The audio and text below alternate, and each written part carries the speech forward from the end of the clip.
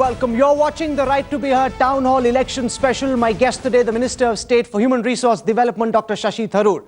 Thank you, sir, and it's great to have you on our show. Good to be back. We've got an audience over here, and we're introducing an innovation. When Dr. Shashi Tharoor speaks during his program, this audience will do an Insta poll and tell us whether they agree with your answers or to what extent have you been able to satisfy them. Let's take the first question. Mr. Rajgopal. Mr. Shashi Tharoor, UPA has lost many of your allies, TMC, even one single member party, MIM.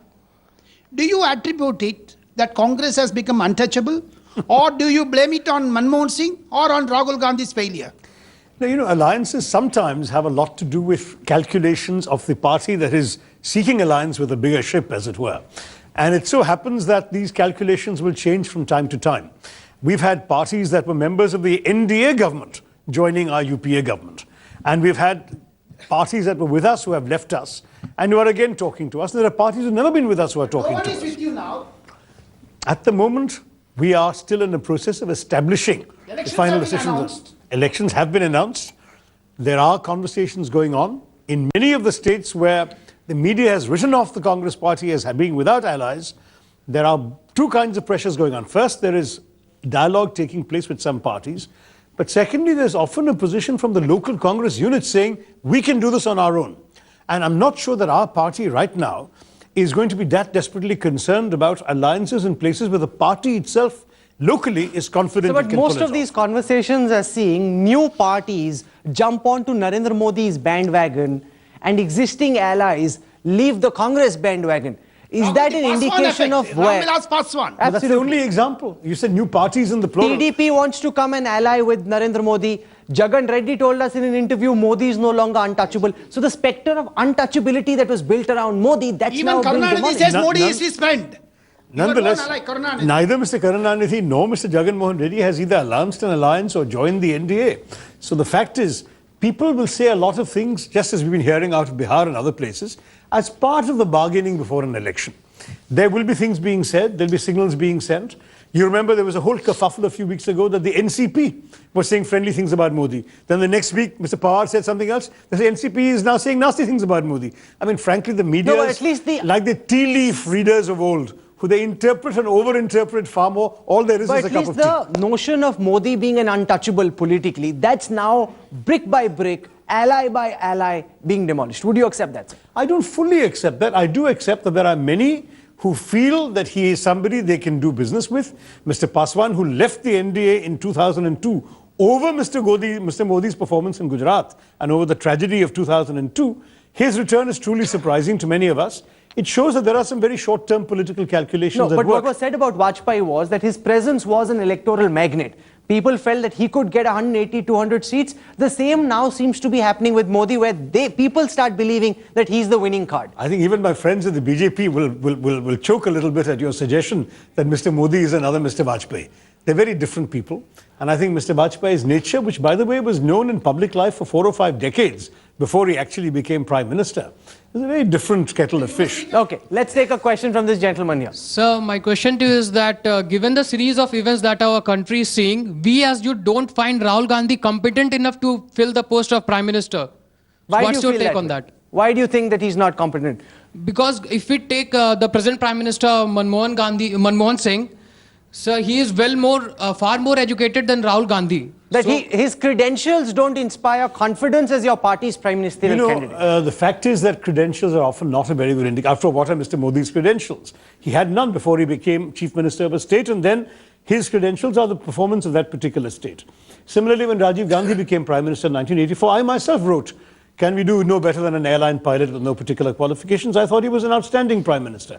He brought peace in many of our most intractable problems in the country at that time. He created several problems as well. Sure, but the fact is that which politician has not had challenges of the kind of nature? He had actually some of the worst challenges that have faced the Indian state, and he dealt with them admirably. So my point is, credentials are often not the best advertisement. If you go back and look at what people said about Mrs. Gandhi when she became Prime Minister in 1966, what people said about some of the stalwarts on the other side, for example, the extravagant praise for Mr. VP Singh when he became Prime Minister. Performance in office is often a function of many factors and not merely your resume or your previous credentials. But surely meritocracy has a role to play. Shashi Tharoor, given his 3 decades of public life, stands for a certain body of work and can be an aspirant for any post of minister, chief minister, prime minister. Thank you very much. Yes. What are Rahul Gandhi's Just trying to get me credentials into trouble. in comparison? What are Rahul Gandhi's credentials in comparison? Rahul Gandhi has been a very compelling leader of a political organization. That's a path he chose and he did it well. He has Who completely decides whether he's revamped the compelling Youth or not? Congress. How do you reach this conclusion that he's been a The compelling leader? transformation of the Youth Congress is one thing, which has actually been the first political organization in the country to introduce direct internal elections, something which no other party has so far been able to do. He is bringing the same principle into the national party, including with primaries in certain districts, as an experiment. There's a long way to go. He has taken on organization leadership. I've seen him interact with student groups and so on. He does inspire a lot of people. He has not had a chance to show how he would be as prime minister. True, but that's because we've had a good prime minister in office all along. Let's see now a different style of leadership, a different generation. The time has come. Okay, Debraj. Apart from pedigree, foreign degrees and good looks, can you highlight 3 outstanding qualities that Rahul Gandhi has, which no other leader of the Congress has to be the Prime Minister of this country? Well, look, first of all, he's a unifying figure within the party, which in a large party like Congress, which has been a kind of big tent, we have people who call themselves Marxists, we have people who call themselves free marketeers. We have a whole range of opinions where various parts of the country, in fact, every part of the country represented. In such a party, a unifying figure is important.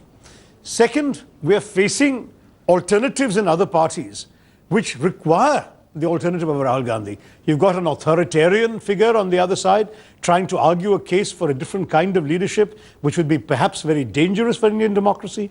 You have an almost anarchic figure from a new movement who knows what he's against but cannot explain what he's for.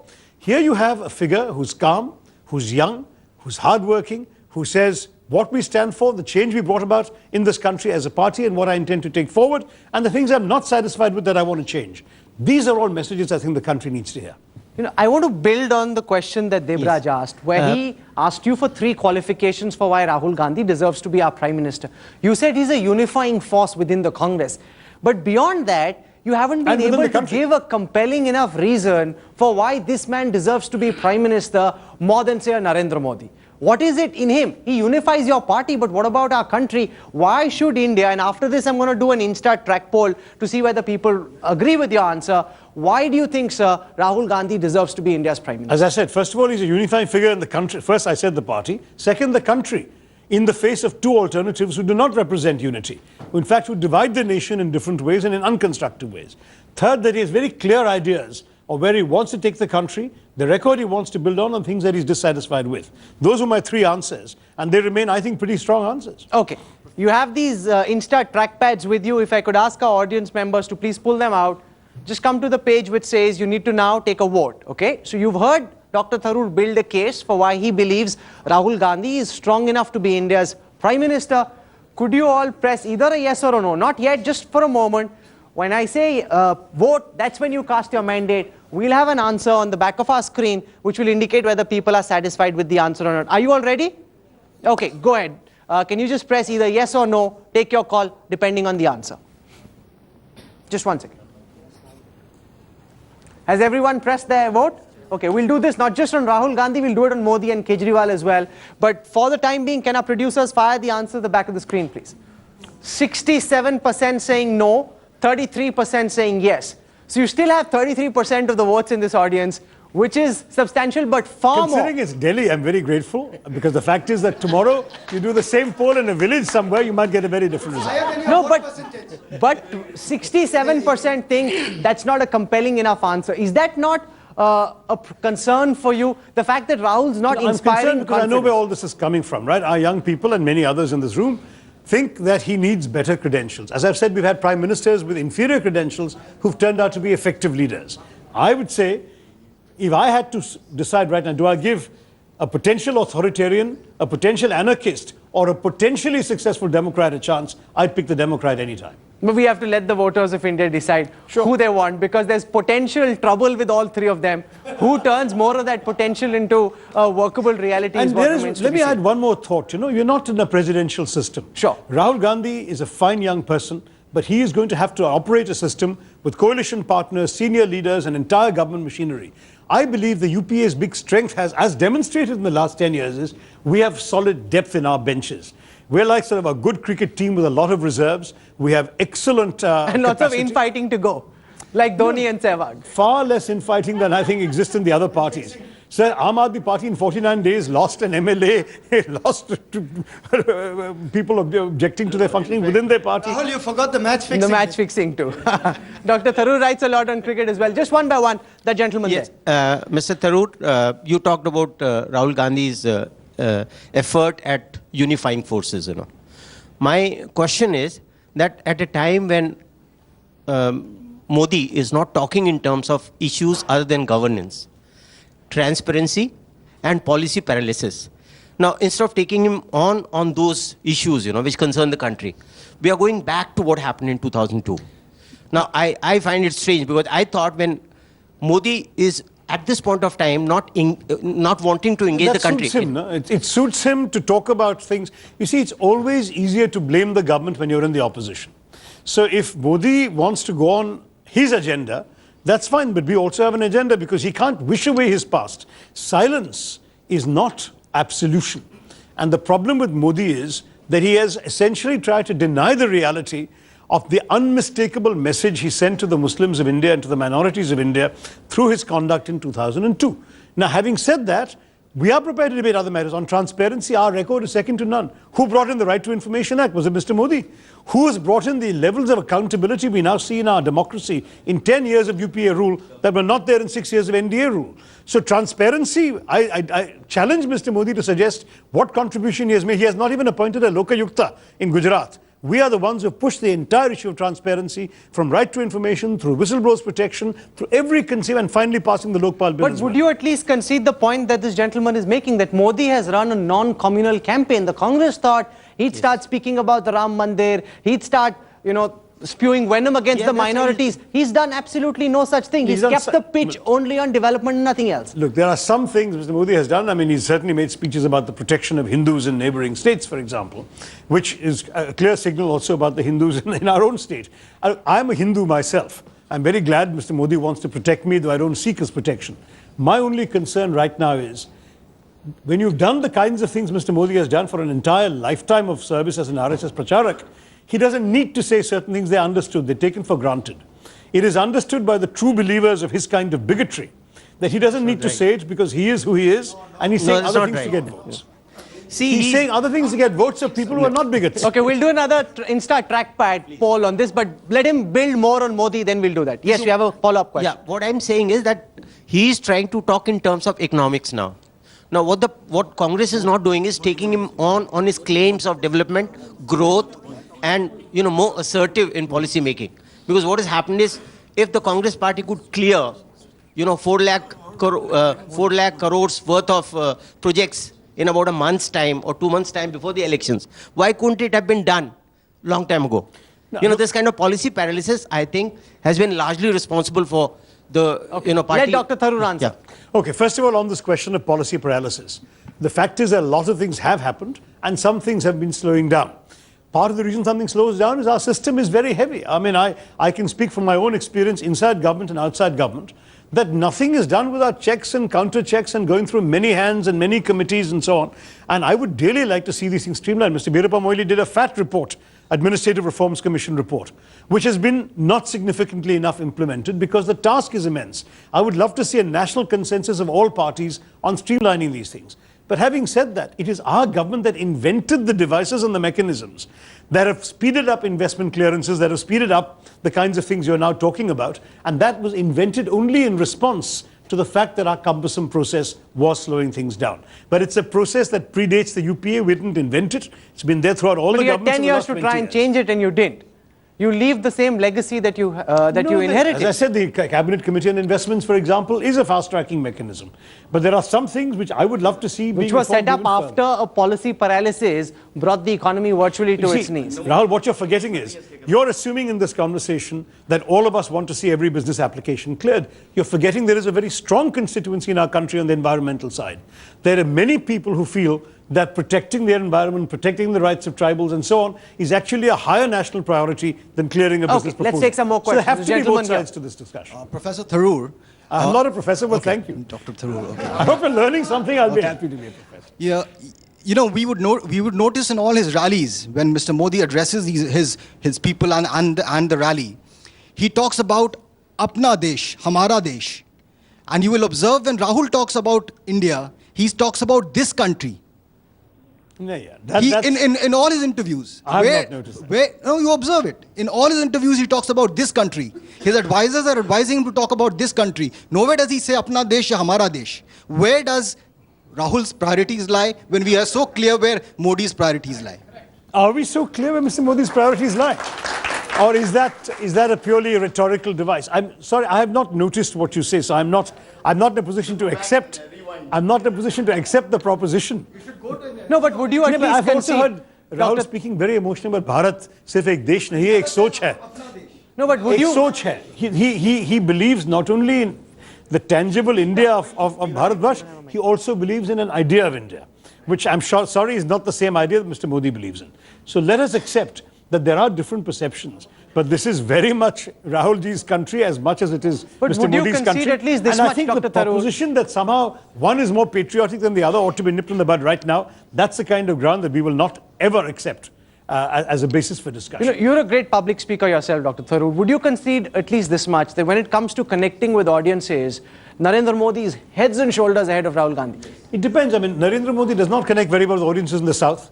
I've seen him. He doesn't relate very well.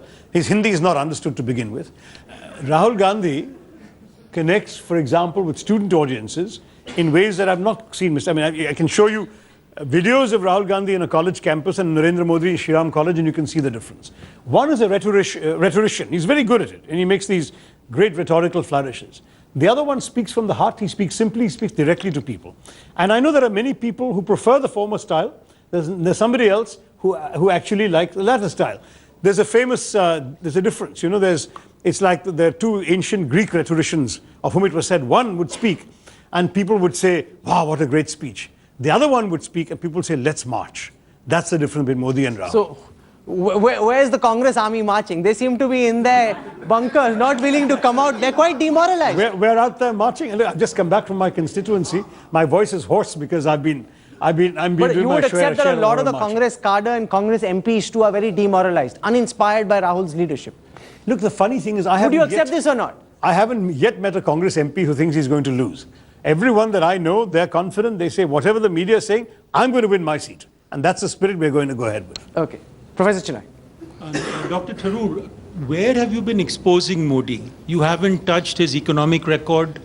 You've not touched the amount of malnutrition and underweight. We have people. all these things we brought out into the public space. But in terms of mass circulation of this kind of data, you've not done it. So basically now the question between Modi and Rahul is between these two individuals rather than between their policies. And you as the major party, the Congress, should have done this. The Congress has done it before. So the questions asked about Rahul are based on this seeming lack of application by the Congress of its traditional activities of taking the fight to the opponent. I mean, the honest truth is we've done so in certain forums. You see, for example, you were quite right to mention malnutrition. It's very sad. A state that boasts of such a high percentage of growth and yet does so poorly on things like child malnutrition, low ranking in the Human Development Index and so on. But the people who understand those issues and relate to them tend not to be from mass audiences. If you go on social media, go on Facebook, go on Twitter, you'll find lots of details out there. The Gujarat development model is one that is profoundly challenged. But you see, the point is that when you say we haven't brought it up, who else has? We are the ones putting this out there and pointing out that what Mr. Modi's entire reputation is built on masks a lot of ugly and painful realities. Okay, so I will now do an Insta poll on this. Has the Congress done enough? We haven't done enough. We want to do more, but we've done some of these things Allow me already. to shape the question. We can work on it together. Has the Congress done enough to demolish Modi's record as a administrator par excellence? Do you believe? So if you think the Congress has done enough, say yes. If you believe in Modi's track record, say no. Okay, so if you think the Congress has done enough to pull him down and demolish him in the way that Dr. Tharoor says, say yes. Otherwise, say no. Just pull out your trackpads, press yes or no depending on what you wish to say, and then we'll see what the answers are. Can we have the results, please? There they are. Okay, 1 second. Dr. Tharoor seems to be doing a decent job, actually. 43% of this audience believes that the Congress has actually done enough to demolish Modi's record as an administrator, or at least create question marks about it? Can we have the answers back again?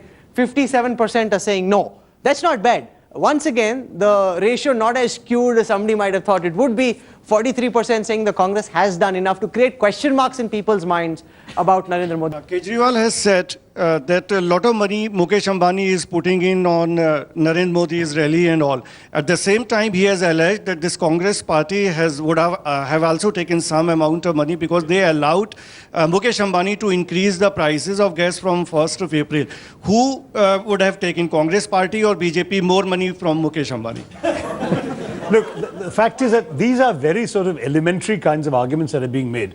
You can construct a totally different argument. I mean, I have not worked in that ministry, but you can construct a totally different argument for any government to say that it is in our fundamental national interest to promote domestic production of gas rather than expensively imported foreign gas coming into the country in ever larger quantities. And that therefore, making a decision that encourages more production actually has nothing to do with taking money or anything. It merely means that we don't want to give more money to foreign oil companies. That's basically a different argument. Can the Congress make a disclosure on how much money you get from these corporate houses? No, I believe that all these are publicly declared and audited. They all have to sign by check. You give them to the income tax department. They're not declared publicly. Kejriwal on his website says who paid him how much money. Why can't the Congress do the same? No, I have no problem with that. I don't work in the treasury of the Congress party. I don't know what the procedures are. But as far as I know, all this is kept track of, audited, no, but it's not given declared. It's not given declared to the tax people. Now, that again, we'll have to ask. No, but I want to hear your answer. No, look, I have no authority on this matter. Because we had Manohar Parrikar on the Right to be Heard last week. And the Goa Chief Minister told us, and that became a big headline, that he believes that all funding of political parties must come under the purview of the RTI. Do you share that view, Minister? Yeah, I personally share that view, and I've said so publicly already.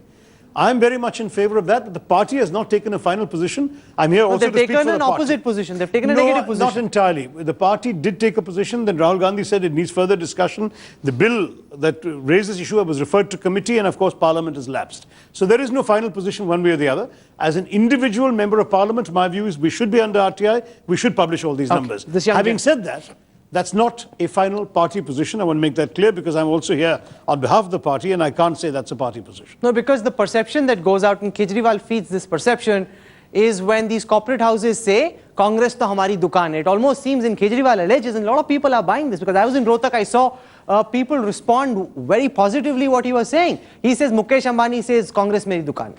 See, the problem with Mr. Kejriwal is that he is a one-issue person. All of us are against corruption. Mr. Kejriwal is not only against corruption, but he sees corruption in everything. Now, there can be legitimate grounds for policy choices that have nothing to do with who paid off whom.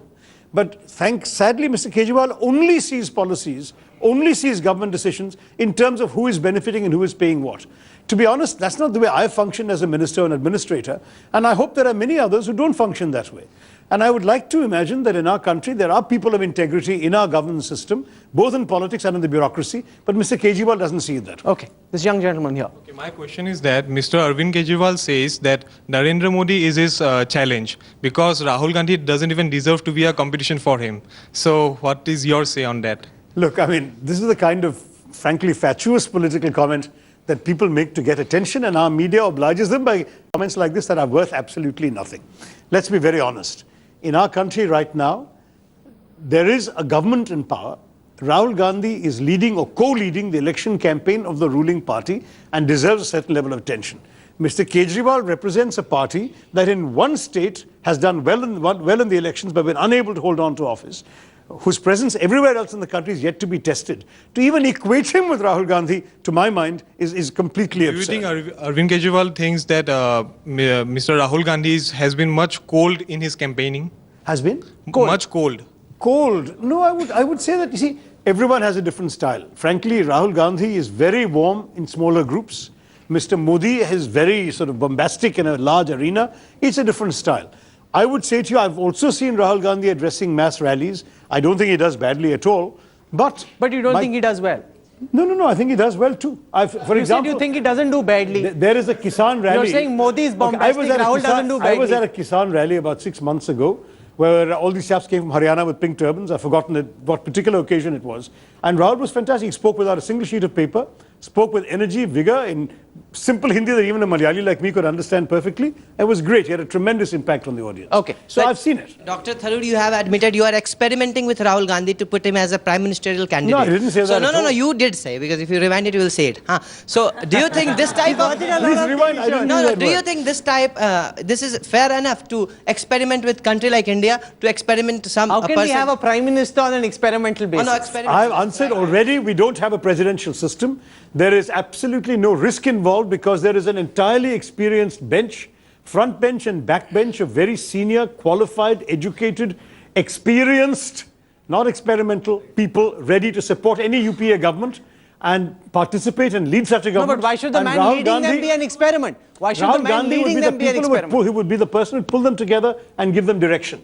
But there is no risk or experiment involved. There is a solid leadership team, and I would like to see where is the experienced leadership available in the other parties. There isn't. On the spoon analogy, would you agree that a steel spoon is as good as any other for eating? So is My Kejriwal's hands are good enough. My heart better, even better? But would the argument hold that Kejriwal's basic brief is to hand every poor person a spoon with which she or he can eat herself, whereas Rahul's mandate is to hold the golden spoon and feed people with his own hands? No. Mr. Kejriwal is in fact trying to say that there is something fishy about the spoon, who made the spoon, who paid money to the maker of the spoon, who put the gold there. That's all Mr. Kejriwal is concerned about. He's not giving spoons to everybody. So why are so many people wondering where these spoons are coming from and wondering and believing what Kejriwal is saying? No, you see, look, I'm from the middle class myself. I know what people say, have said about government, have said for years. I'm a bit older than many of the people in this room. So I've grown up in an India where I've heard these conversations in middle class living rooms. We tend to be, perhaps justifiably, sometimes definitely unjustifiably, critical of our system, of our government, of our bureaucracy, of those who are ruling us. And in that process, somebody who comes and captures that mood and articulates it and crystallizes it around one issue naturally gets a certain appeal. And frankly, he's against corruption, I'm against corruption, we're all against corruption. The challenge is what you do about it, how do you do it, and what else are you for? And Rahul Gandhi didn't do anything till the time the government, the parliament true. lapsed, and then came up with the Rahul Gandhi ordinances against corruption. Not true. Which the cabinet junked like he junked the cabinet's ordinance. The president junked. Listen, this is simply not true. The battle against corruption goes back to the RTI Act, which is 2005. That's 9 years ago. No, of which Rahul Gandhi had no real role to play. No, he was a freshman MP, Sure. but certainly he was involved in the No, process. because Kejriwal Yes, Kejriwal did. So did many Congress-leaning intellectuals who were part of the movement for RTI. So it goes back to the RTI. Many of the other bills that were not adopted have been pending in Parliament since 2010 or 11.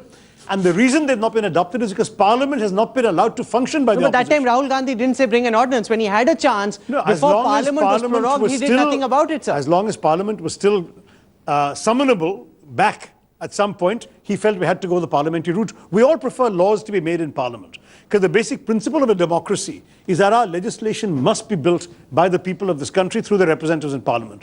It was only when Parliament was coming to an end and we realized this was never going to happen that he then said the only alternative is to consider the ordinance route. Many of us Only when felt he that. realized that voting was about to happen and the Congress didn't have much of a chance. As long as Parliament was alive for 5 years, we were prepared to try the Parliament route. The opposition didn't let the Parliament function. That gentleman there, one by one. That gentleman there. Go on, sir. Sir, my question to you is, after the Delhi's election, Congress emphasized on the fact that they are supporting Arvind Kejriwal only for the reason that they want a stable government in Delhi. Right. And when Arvind Kejriwal tried for Lokpal bill, Congress withdrew their support and thus causing Delhi for a presidential rule. So is Congress truly held for a dual policy in Delhi? No, ji. First of all, did Mr. Kejriwal give us a stable government? Does a stable government involve the chief minister and half his cabinet going out in the streets and demonstrating and creating anarchy? Second, as far as the Congress withdrawal is concerned, the Congress merely pointed out from the very beginning that there are procedures established in our system, in our constitutional system, that the government had failed to follow. We have passed a Lokpal bill in Parliament. We have no problem passing a Lokpal bill in the Delhi Assembly. But follow the rules. Go to the Lieutenant Governor, get a clearance, do the procedures. Don't just introduce something in challenge and defiance of the established system. So when he violated it, both the Congress and the BJP said this is not acceptable, and we both voted against. So the important thing to understand is not from that we were in any way against the Lokpal bill or against stable government. We have voted for a Lokpal bill. We would have voted for another Lokpal bill, but there are procedures to be followed that weren't followed. Mr. Kejriwal disappointed all of us who wanted to see a stable government in Delhi. Frankly, it would have suited us if he'd continued ruling peacefully so that we could have actually gone to the There was no elections. peace in Delhi when he was ruling. No, he was on the streets. He was. We had a dharna government. He was creating dharna. Mrs. Law Minister was going off terrorizing poor African women. This is not the kind of government that is stable government. Okay. Dr. Tharoor, you've been talking of Rajiv Gandhi as a youth leader and the Congress wanting a lot to connect with the youth. But the Rahul Gandhi. And but the recent educational policy and your employment policies have not appealed to the youth at all. In fact, if you take the case of the Delhi University, the 4-year course has been quite a disaster as far as the students are concerned. And I teach in a college and I know how students are unhappy about it. So what kind of challenges you see amongst the youth which Congress can fulfill in terms of education and employment? There's a huge amount. On the Delhi University thing, let me just say that the UPA didn't come up with the policy. Delhi University did. We respected the intellectual autonomy of the university once it had followed all its academic procedures, and we still think that experiment might succeed, but it's not a UPA policy. UPA policy in education has been to expand dramatically the reach of our education to include more people. We've done the RTE, the Right to Education Act. We now have more kids in school at the primary level than people even thought existed. We have a tremendous enrollment rate. We've also ensured lots of national resources being committed to supporting kids from poor families, the single girls, free education, hostels, Jawahar Vidyalayas, Navodaya Vidyalayas, Kendriya Vidyalayas. We've really pumped a lot of resources into education. We're also trying to support the state universities. You know, Delhi University is a nice central university. Go to a place like Bundelkhand University and see the facilities that the children have there. We are now giving money through our new RUSA scheme to the state governments in order to strengthen the state universities in which the majority of Indian university students are studying. I think if you took a truly nationwide perspective, you'd find that what the UPA has done has actually enhanced opportunities for students in colleges and in schools right throughout the country, and the resources have been This gentleman here, sir. Dr. Tharoor, fact of the matter is, from 2009 to today, the RT and the enrollment at primary school levels has pretty much been around 96-97%. No, it's now up to 116% gross. Exactly. In other words, some kids who are perhaps too old for the learning outcomes. My point is about learning outcomes. In the 9-10 years of the UP administration, if anything, learning outcomes over this last 9 and 10 years have come down, whether it's reading text. There are measured figures showing the 2013 ASER report says the ASER report itself shows an improvement from previous ASER report. Every year the levels of achievement are low, but they are better than they used to be. I know the numbers. I answer questions in Parliament. Absolutely. And I can tell you that there is a far more scientific figure. There is another the disturbing National trend. Sample Survey, which is far more scientific. ASER is actually in a non-academic environment. It's a random sampling. It's done by an NGO.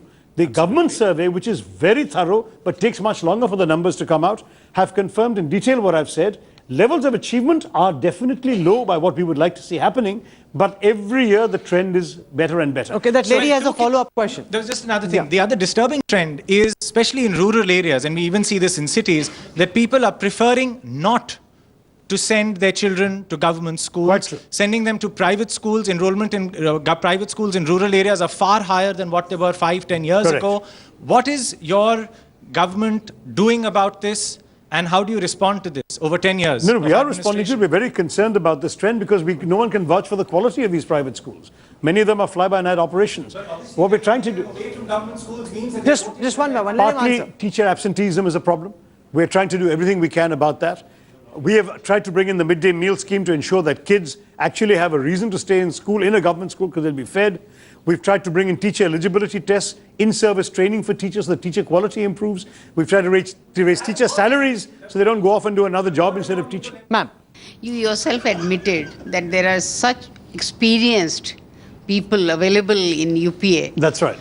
Then why they are being bypassed by projecting a person who is having much less experience, and nobody can really say that he's the best bet. No, I we mean, are why? a team. We are a team. The leader of the team is the one who attracts the greatest unity within the team. But the team itself has competent people who do their own work.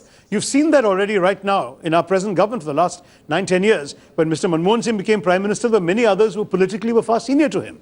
But he was an integrating figure, and the others were given their due respect and their due weight in exercising their authority, and that's what we'd see in a future UPA government as well. Dr. Tharoor, I just want to ask you, you just mentioned that you felt that, we've made a lot of progress in terms of enrollment. Undoubtedly, that is so. But going back to looking at, the youth bulge which we've been wanting to actually, exploit and work on, you look at what's happening to the National Quality Vocational Framework, still not put in place. Look at the guidelines. You've got RTE, which has been implemented, the 25% reservation in private schools not being taken up by the state governments, and validly slow, because what will happen with the 25% reservation for, the socially economically weaker sections will be government schools are going to be shut down. There is a dwindling population across the country because you have these mushrooming of the schools that the gentleman mentioned. We are investing more money, but if there is no quality, the teacher eligibility test, you're talking about teachers, barely 10% pass the teacher eligibility test after completing their B.Eds. I agree. So what are we aiming for? I think we're completely on the same page. I can even give you more anecdotes to reinforce your message, like Justice Verma, the late lamented Justice Verma, studied 300 teacher training colleges in Maharashtra and recommended that 291 of them should be closed down. They were so bad. So the fact is, sure, there are huge challenges in our country. Neither Mr. Modi nor Mr. Manmohan Singh can wave a wand and change everything. The fact is, we know what we're aiming at. You said, what are we aiming at? We're aiming at a better, more inclusive and higher quality educational system. How do we get there? That's the challenge. It takes time. You don't create new human resources overnight. You don't create new teachers by magic. You raise salaries so better people are attracted to that profession. You give them training so they get better at what they're doing. But many of us have suffered mediocre teachers in our student lives in India. We know that it's not easy. The truth of the matter is there is no magic wand on this. There must be clarity of purpose, and that we have. We know what we're trying to do. We have given, for example, far more money in UPA as a percentage of GDP. We've gone from something like 2.7% of GDP when the NDA finished to almost 4.8% of a much higher GDP.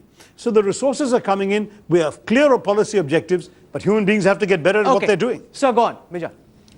Yeah, Mr. Minister, you see, you mentioned that there have been failures, and you confess that. True. You confess that.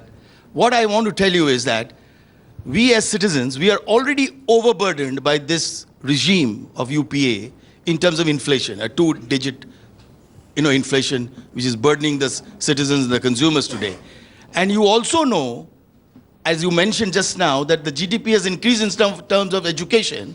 Then why take the 2% cess from the citizens in the terms of education when you can't even use those resources efficiently and effectively for the citizens, which you don't have a kind of a knack to use it in a creative manner? Then why keep burdening the citizens? Okay. See, my dear friend, when you say we the citizens, there are also a large number of citizens you're completely leaving out of your we. These are the rural farming population whose income has gone up. You see what has happened. Let me tell you. Let me tell you. You asked me a question, can I answer it? Let me tell you. No, I'm answering your question first, then you can challenge my answer. You can count after that. Okay. So my answer is, why do we have food price inflation in this country? Because we have paid more money for food to farmers. We have put more money into rural areas through the Mahatma Gandhi National Rural Employment Guarantee Act, which has touched 20% of the households in this country. We have actually managed to increase the purchasing power of the rural poor.